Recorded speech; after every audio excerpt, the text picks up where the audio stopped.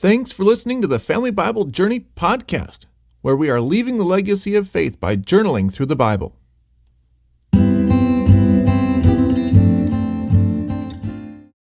This is episode 273, season 1 of the Family Bible Journey Old Testament podcast. Today we're looking at Esther chapter 6. The title of today's podcast is Do Unto Others. And our key verses for today are the entirety of chapter 6, where we read, On that night the king could not sleep, and he gave orders to bring the book of memorable deeds, the Chronicles, and they were read before the king. And it was found written how Mordecai had told about Bigthana and Teresh, two of the king's eunuchs, who guarded the threshold, and who had sought to lay hands on King Ahasuerus. And the king said, What honor or distinction has been shown on Mordecai for this? The king's young men who attended him said, Nothing has been done for him. And the king said, Who was in the court? Now Haman had just entered the outer court of the king's palace to speak to the king about having Mordecai hanged on the gallows that he had prepared for him. And the king's young men told him, Haman is there, standing in the court. And the king said, Let him come in. So Haman came in, and the king said to him, What should be done to the man whom the king delights to honor? And Haman said to himself, Who would the king delight to honor more than me? And Haman said to the king, For the man whom the king delights to honor, let royal robes be brought, which the king has worn, and the horse that the king has ridden, and on whose head a royal crown is set. And let the robes and the horse be handed over to one of the king's most noble officials. Let them dress the man whom the king delights to honor, and let them lead him on the horse through the square of the city, proclaiming before him, Thus shall it be done to the man whom the king delights to honor.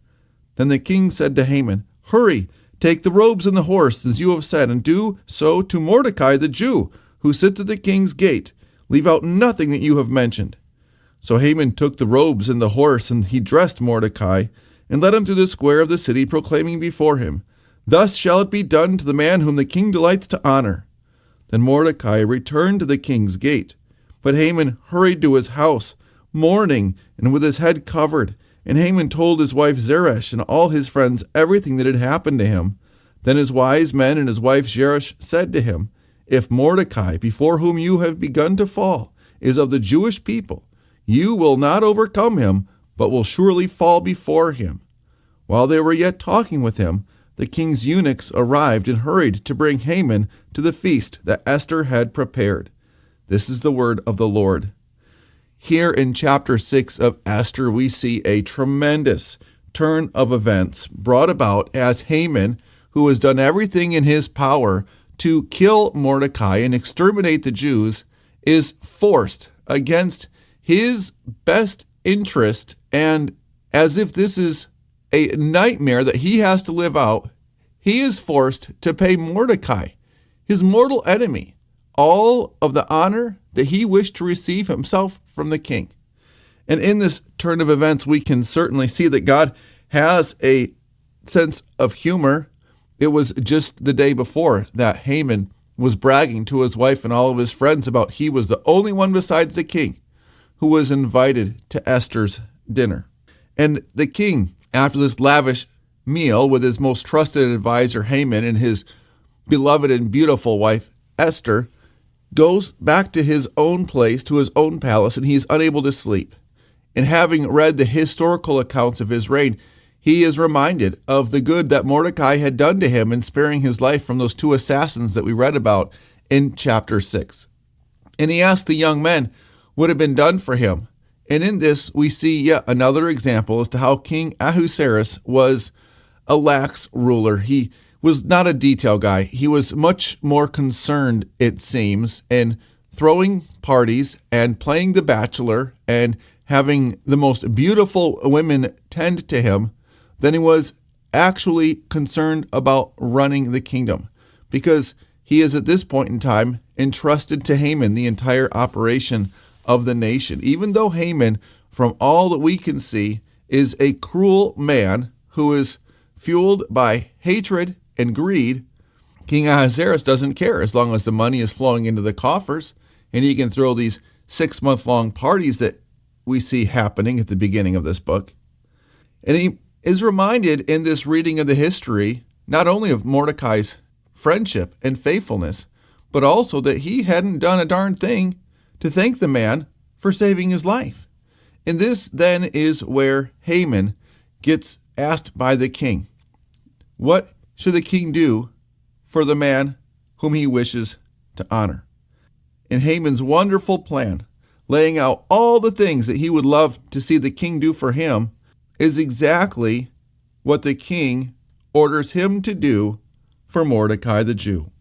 I have a couple of notes here on chapter 6. One on 6 verse 6, one of those words of wisdom, a very common one in our journal Bible. Pride comes before a fall. And then a note on verse 11 where it says the roles were reversed. That Haman, who told his wife, his family, and his closest friends that even though he was second in command and the most powerful person in the kingdom, that he would not be happy as long as Mordecai was allowed to live. And so this idol, this false god, this seeking of revenge, it becomes the ruin of Haman, who before his life's end is forced in this very public and I'm sure humiliating display of the king's gratitude, forced to honor the man who refused to honor him. And as I said before, it certainly does show God's sense of humor in this turn of events. And what we also see is that God is often working in unseen ways on behalf of his people.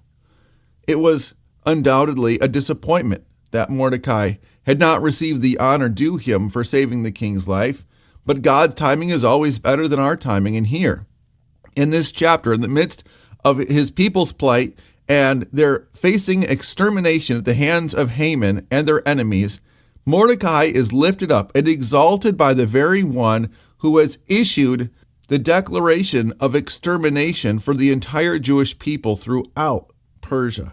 And so if you find yourself struggling, maybe you haven't received the honor that is due you. Maybe you are finding yourself on the outside looking in when the good that you have done seems to be forgotten.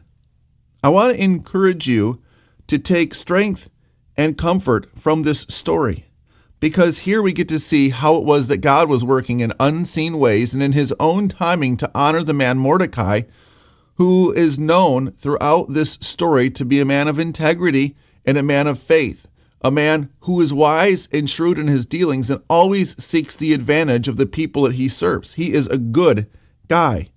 But thus far in the story, he has been nothing but abused and neglected, even though it is his adopted daughter who is sitting on the throne as the queen of Persia. He himself continues to languish and to suffer, spending his days out in the outer courtyard, just hoping to get a glimpse of his beloved daughter, just hoping to hear a little bit as to how she is doing there in the palace. But even though King Ahasuerus has forgotten him, and it may feel like from time to time that Esther, who is very preoccupied at this point in time, has forgotten him, what we're seeing here is that God most certainly has not. And God is working through these people who seem to have forgotten Mordecai to bring about his elevation at the expense of his enemy and deliver him and preserve and prosper him as only God is able. So too we, as the people of God, are blessed in unseen ways when it seems like others have forgotten us.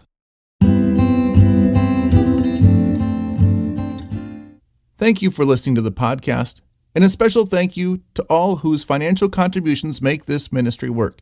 If you would like to support our podcast so that others can be blessed by the Family Bible Journey as you are, go to our website, familybiblejourney.com, where you can make a one-time contribution, or better yet, become one of our monthly sponsors. Our blessing for today. May the good you do be remembered, and may God honor you for it, as Mordecai was honored after being long forgotten. Amen.